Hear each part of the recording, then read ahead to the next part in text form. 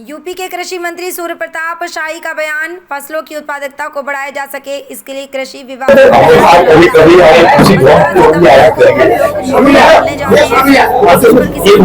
मांगे जाएंगे। योगी सरकार एवं केंद्र सरकार की सभी योजनाओं को धरातल पर उतारा गया है। 2014 में मोदी सरकार बनने के बाद से यूरिया और डीएपी में कोई बढ़ोतरी नहीं हुई। किसानों के लिए उनकी हर समस्याओं के लिए उत्तर प्रदेश सरकार कार्य कर रही है। निरीक्षण के दौरान कमियां पाई जाने पर 1196 दुकानदारों के लाइसेंस निरस्त किए गए। 93 लोगों के खिलाफ एफआईआर दर्ज कराई गई है। हमने 3-4 जिलों का दौरा किया था। निर्धारित मात्रा से माल उठाने वाले के खिलाफ जानकारी देने के लिए कहा है। उत्तर प्रदेश के सीमावर्ती जिलों में फर्टिलाइज़र की खरीद फरोख्त पर नज़र रखी जा रही है। जमाखोर और कालाबाजारी करने वाले नहीं बचेंगे, कार्रवाई की जाएगी। उनकी नीतियों की वजह से किसान आत्महत्या करने को मजबूर थे। हमारी सरकार किसानों के साथ है, किसानों को आत्महत्या नहीं करने देंगे, किसानों को कोई परेशानी नहीं होगी। लखनऊ से इकबाल अहमद की रिपोर्ट। पिछले बार की तुलना में 4.5 लाख मीट्रिक टन से अधिक है।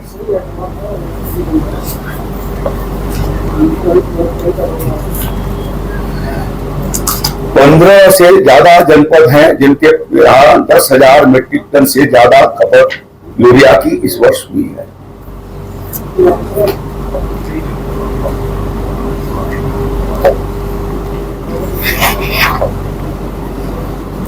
मैंने अभी जब विकसित उत्तर प्रदेश का संकल्प था, उस संकल्प अभियान के भीतर जब मैं देख रहा था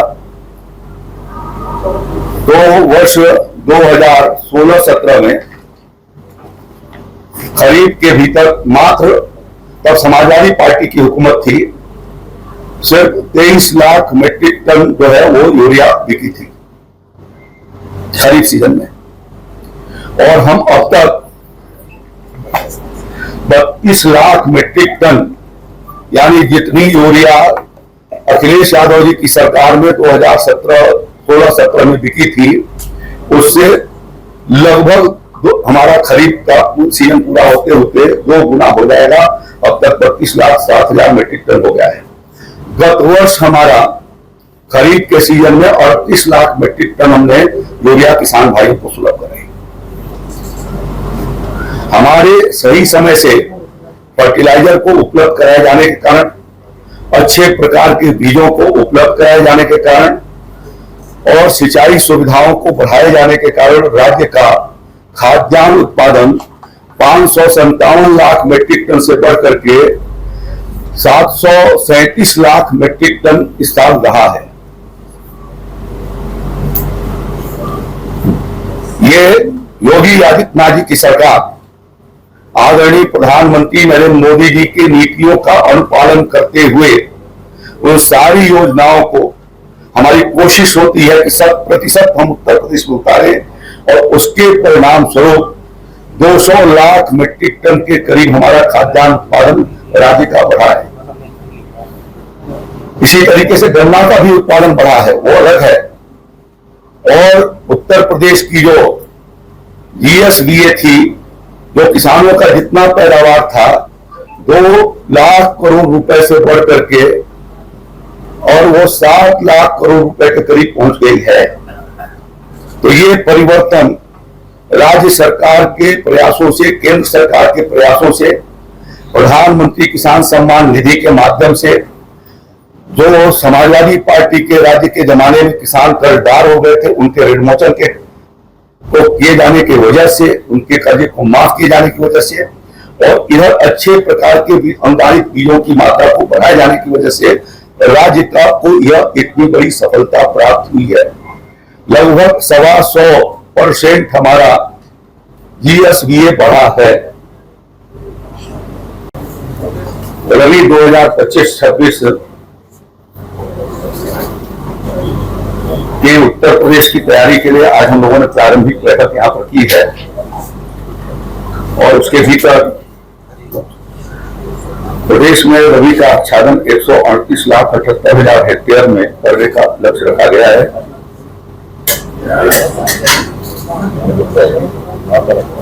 वर्ष 2023-24 में 132,86,000 हेक्टेयर के भीतर रबी का आच्छादन हुआ था। उसकी तुलना में लगभग 4 लाख हेक्टेयर में अब की बार अधिक रबी की खेती कराई जाएगी। वर्ष हम लोगों ने 10 लाख कुंटल अनुदानित बीज की व्यवस्था कर रहे हैं और पूरे प्रदेश में रबी के फसलों के लिए गेहूं, जौ, मक्का, चना, मटर, मसूर, तुरिया, राई, सरसों, अलसी, इन सबको मिला करके 10 लाख क्विंटल राज्य सरकार के वित्तीय संसाधनों से हम उन्हें आधारित और प्रमाणित बीज उपलब्ध कराएंगे और शेष जो है वो 47 लाख जो है वो निजी सेक्टर से और अन्य संस्थाओं से उसका आपूर्ति की जाएगी।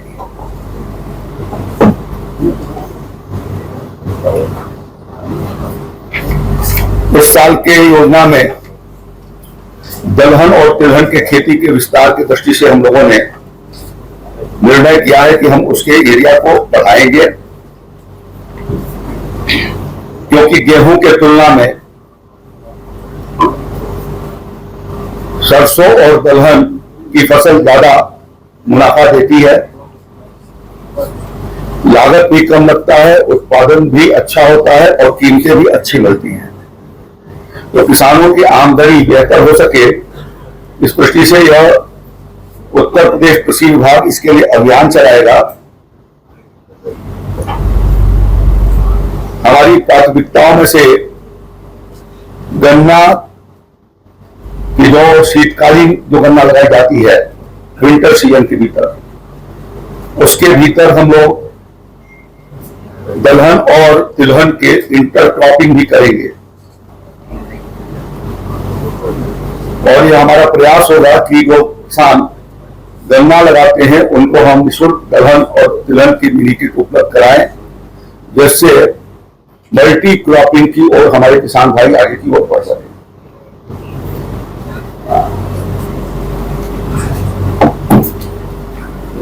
इस वर्ष हम लोग ये प्रयास करेंगे कि दलहन और तिलहन को के खेती को प्रोत्साहन किए जाने के लिए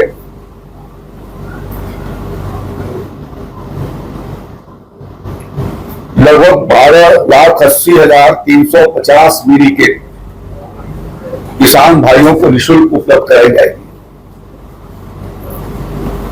इसके लिए अभी तोरिया बीज के लिए हम लोगों ने पोर्टल खोल रखा है और जो किसान लगाना चाहेगा वो उस पर आवेदन दे के जो अभी आजकल अखिलेश यादव जी ने जो बोला, मैं उसके संदर्भ में ये चाहता था कि आप सबके बीच में इस तथ्य को रखें।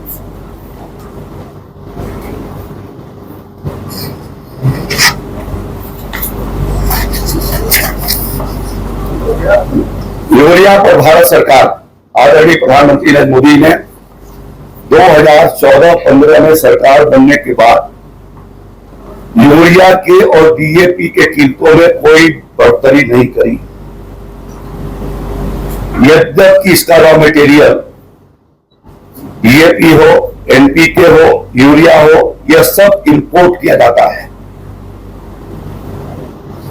हमारे देश के पास उसके रॉ मटेरियल नहीं है।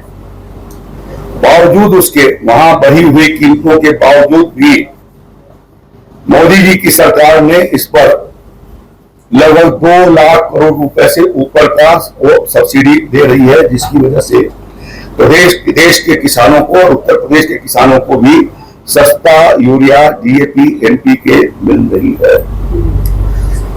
एक बोरी यूरिया पर जिसकी कीमत 266 रुपया 50 पैसा है, जो अपने यहां बन रही है, रॉ मटेरियल बाहर से आता है लेकिन बनती अपने यहां है। उत्तर प्रदेश में अभी जीवारल कंपनी मोदी जी के प्रयासों से 30 साल के बाद प्रारंभ हुई। बगल में अमेठी के भीतर एक है जिसकी एक यूनिट बंद है पिछले 1 महीने से, बावजूद उसके हम आपूर्ति को ठीक बना करके रखे हुए हैं। आंवला के भीतर इफ्को की और फूलपुर के भीतर उनकी यूनिट है, तो जो यहां बनाते हैं उनके ऊपर लगभग 1300 रुपए की सब्सिडी पर वो तय जाती है और जो बाहर से आता है उसके ऊपर 1908 रुपए की सब्सिडी आती है और सरकार उसको 266 रुपए में देती है। यदि ये सब्सिडी खत्म कर दें तो यह 2100 से 2200 रुपए में यूरिया की कीमतें हो जाएंगी। डीएपी के ऊपर सब्सिडी 1350 रुपए में एक बैग उपलब्ध कराई जाती है ₹1389 उस पर सब्सिडी दी जा रही है। ₹1390 समझ लीजिए, ₹1389.95 सर। और यदि वो सब्सिडी खत्म होती है तो ₹2739.95 यानी ₹2800 की बैठेगी। एनपीके के ऊपर वो ₹2824 की सब्सिडी दी जा रही है और वो ₹2824 उसकी कीमत पड़ती है। ₹974.75 से सब्सिडी दी जा रही है और बिक्री उसकी ₹1850 में की जा रही है। पोटास के ऊपर जो है वो ₹71.40 का अनुदान पर बैग हम लोग बैग दे रहे हैं और एसएसपी पर ₹363.15 का पर बैग यह सब्सिडी आ रही है। तो एक तरीके से यह राष्ट्रीय संपत्ति है, इसका दुरुपयोग होना किसी भी सूरत में यह राष्ट्र के हित में नहीं है। किसानों के लिए हर प्रकार की कठिनाइयों का समाधान करते हुए मोदी जी की सरकार और राज्य सरकार इस बात का प्रयास कर रही है कि हम उनको किसी प्रकार की कमी हम होने न दें और उनको यह सुविधा उपलब्ध करा दे रहे हैं। होंगे जैसे 15 सितंबर के पहले हम लोग 10 सितंबर तक अपना पोर्टल खोलेंगे और किसानों से उस पर आवेदन पत्र मांगेंगे। टारगेट के हिसाब से उस जनपद के टारगेट के अनुसार यदि उनका आवेदन आएगा तो हम उसके अनुसार दे देंगे, अन्यथा उसके लिए लॉटरी निकाल करके और किसान भाइयों को वो सुलभ कराएंगे।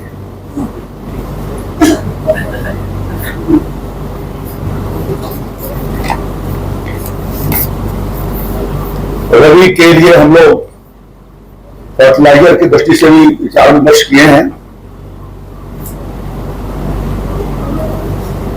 और रबी सीजन के लिए 41 लाख मीट्रिक टन यूरिया के लिए हम भारत सरकार से अनुरोध कर रहे हैं, करेंगे। और इसी प्रकार से 17 लाख मीट्रिक टन डीएपी के लिए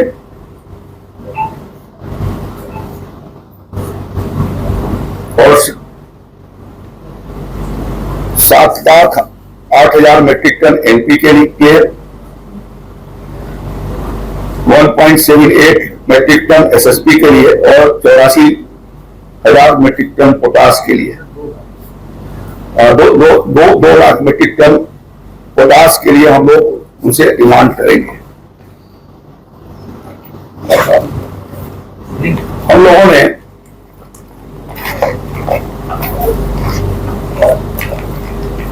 खरीफ 2027 के दृष्टि से अब तक हमने 37,97,000 मीट्रिक टन यूरिया मंगाई, जिसमें से 32 lakh metric tonne 32,07,000 metric tonne की 19 तारीख तक कल तक इसकी बिक्री पूरी हो चुकी है और अभी भी हमारे पास 5,90,000 मीट्रिक टन यूरिया आज सवेरे राज्य के भीतर रही है। इसी प्रकार से 9,31,000 मीट्रिक टन हमने डीएपी मंगाई, 5,84,000 मीट्रिक टन उसमें से सेल हो चुकी है और 3,87,000 मीट्रिक टन हमारे पास डीएपी बैलेंस है। एनपीके 5,42,000 मीट्रिक टन हमने मंगाई, 2,42,000 मीट्रिक टन एनपीके बिका है और 3 लाख मीट्रिक टन कल शाम तक हमारे पास रही है। एसएसपी हमारे पास 5,32,000 मीट्रिक टन आई, 2,81,000 मीट्रिक टन जो है सेल हुई है और 2,51,000 मीट्रिक टन हमारे पास अभी भी बैलेंस है। पोटास एमओपी जिसको कहते हैं 1,09,000 मीट्रिक टन हमने मंगाई, 46,000 मीट्रिक टन की बिक्री हुई, 63,000 मीट्रिक टन हमारे पास है। इस प्रकार से 15,91,000 मीट्रिक टन हमारे पास इस समय फर्टिलाइजर सभी प्रकार के फर्टिलाइजर मिलकर के जनपदों में वितरित हैं। गत वर्ष 19/8 2025 तक यानी 19 अगस्त 2025 तक 32 lakh metric tonne 27,86,000 metric tonne गत वर्ष 27,86,000 मेट्रिक टन की सेल 19 अगस्त तक हुई थी। इस वर्ष 32,07,000 मेट्रिक टन